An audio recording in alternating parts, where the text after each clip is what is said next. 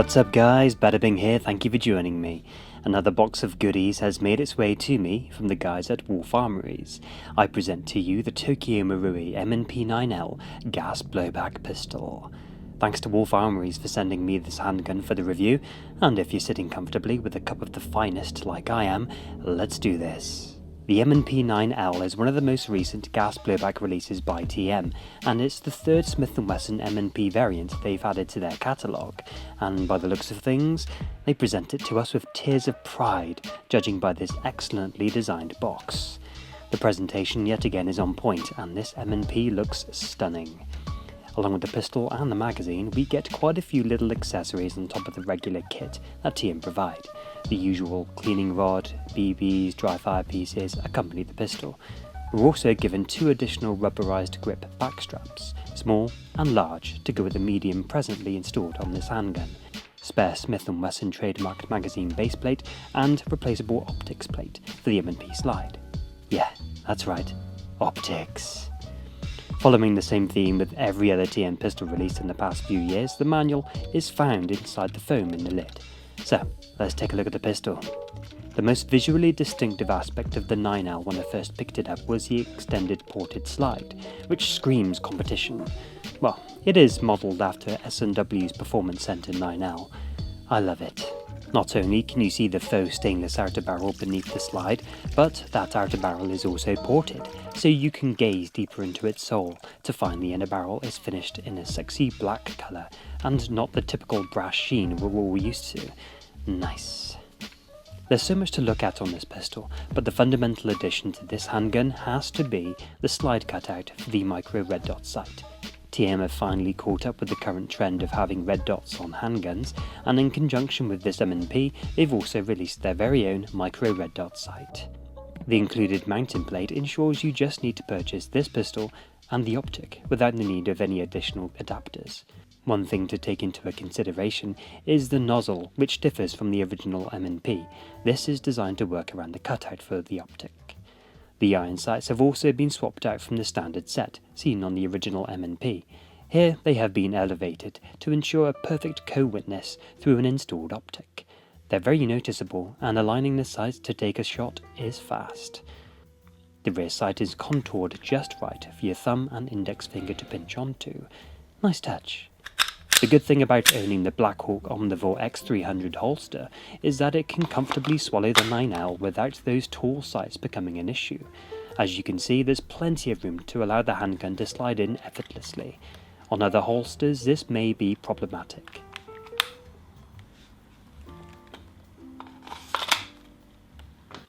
The replaceable grips have been treated to a little update, with some slightly more aggressive texturing than before, and it takes better hold of your hands than the previous model. They've also replicated the trigger stop, which prevents over travel. All these features that make this an excellent replication of the real deal M&P9L. Here you can see the 9L up to its older brother, thanks to Jay for lending me his M&P for this side by side.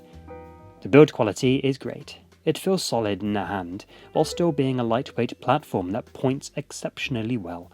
It just feels good in the hand, and has a natural feeling point to it, much like a Glock or 1911. If you're not familiar with this brand, every pistol that rolls off the production line in the Tokyo Marui factory all have plastic slides and frames. To some, this may be a deal breaker, but if you're thinking that this automatically makes this an inferior product, you are mistaken. Tap this link and I'll show you why plastic is fantastic. Functionally, everything has its tactile selections. This is something you can always count on TM getting right. Nothing feels slack or subpar. You insert the magazine, rack the slide, sweep off the safety, with all those positive defining noises that exudes quality. The magazine capacity is 25 BBs and can happily swallow anything from duster gas all the way up to Garda black gas. By the way, I do not recommend you do this unless you like the feeling of a grenade going off in your hand. For the following test, I'll be using ABI 144A gas, as this is the recommended gas for this handgun. Even though this is running off a child-friendly propellant, it still has a healthy kick in the hand. The M&P line has the benefit of the larger bore cylinder, which grants it the high kick characteristics that TM advertise.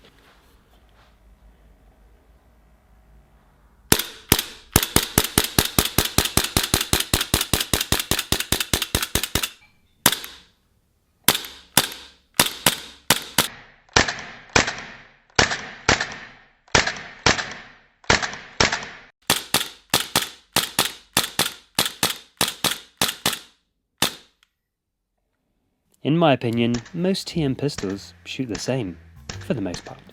Every one of them has the crisp execution and bases the origins of that delivery from the lightweight slide. The 9L swiftly cycles directly back without much of a flip and flex, as other TM pistols feel they do. Much like its smaller brother, it's got a sharp and no-nonsense attitude.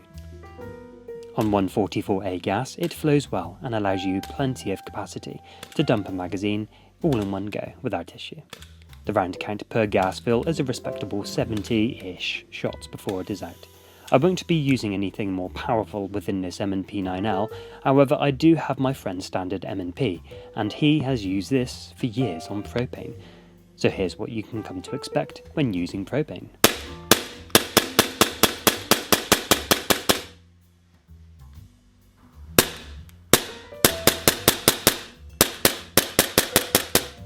Yep, it's quite a contrast between 144A and propane, isn't it?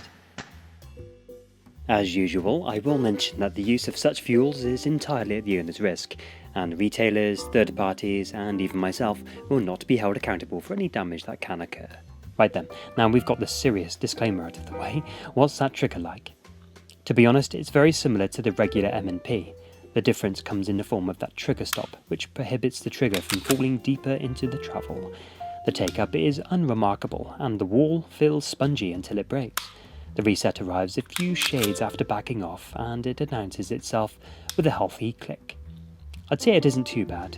You could come to like it, although the double-jointed trigger safety thing, well, put it this way, I don't like it. I've seen some other aftermarket triggers produced by UAC, for example, and they appear to be more to my tastes. If this were my pistol, I would seriously consider upgrading.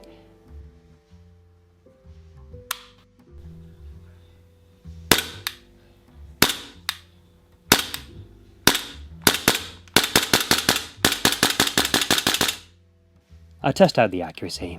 As usual, there's no surprise that it's a respectable shooter.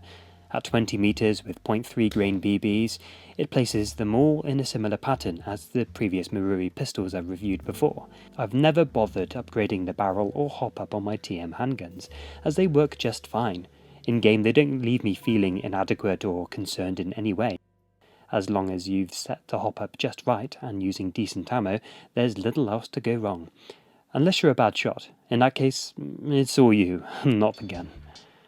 Yep, all said and done, this gun is one cool puppy. I love that it's a platform which you could upgrade with your accessories, weapon light and red dot sight, to make a pistol that'll be easy to apply as your primary. It's got that look to it, a look which says you're a super efficient competition shooter, or a professional hitman, or whatever your imagination can conjure when you catch yourself in the reflection in the mirror. The Tokyo Marui M&P9L looks great, feels well made, controls are tactile, it's easy to use, the sights are superb, accuracy is satisfactory, it's fun to shoot, it has good balance, it suits multiple users' grip sizes with those replaceable back straps, it enjoys a healthy amount of upgrades, and its features allow it to be the perfect sidearm with the addition of a light and, of course, a red dot sight. One last thing, the M&Ps tend to sit just outside of the mainstream handgun selections, so you'll be one of the few among the ocean of Glocks, 1911s and high cappers. Ugh, high cappers. There's not much to say on the bad news. Spare parts can be a bit tricky to source.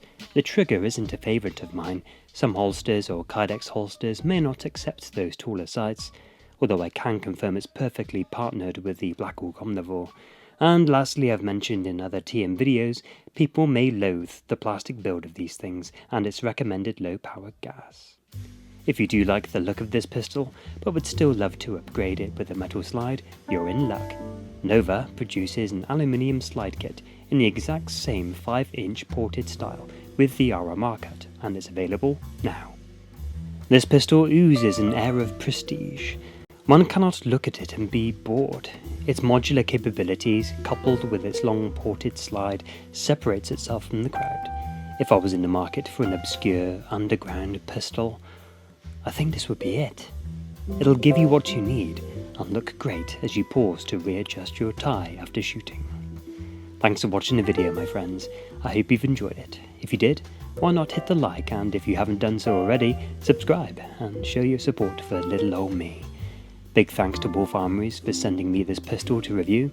There's a link within the description where you can find this M&P, or anything else you'd love to add to your cart. Check them out. Any comments, feel free to leave them down below. I'm also on Instagram and Facebook. Links are in the description. A few taps and you can follow me for regular updates. Until next time, take care of yourselves. I'm Bada Bing, and I'll catch you in a bit.